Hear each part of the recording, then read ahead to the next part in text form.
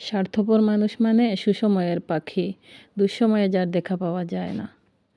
স্বার্থপর মানুষ মানে ছলনাময়ী হাসি।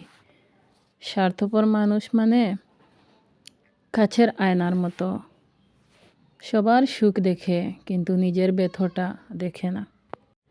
তাই বলি কি, স্বার্থপর মানুষের সঙ্গ ত্যাগ করা, পরিহার করে চলা বুদ্ধিমানের কাজ। হ্যালো এভরিওয়ান, কেমন আছেন সবাই? আশা করি ভালো আছেন। আলহামদুলিল্লাহ, আমিও ভালো আছি।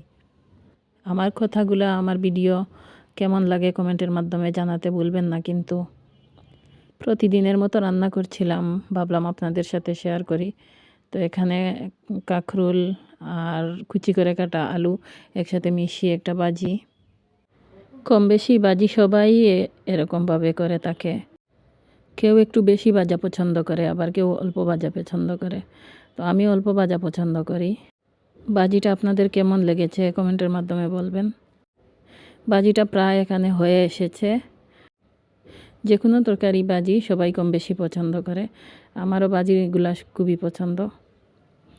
তো ভিডিওটি দেখার জন্য ধন্যবাদ সবাইকে। সবার জন্য বেস্ট অফ লাক।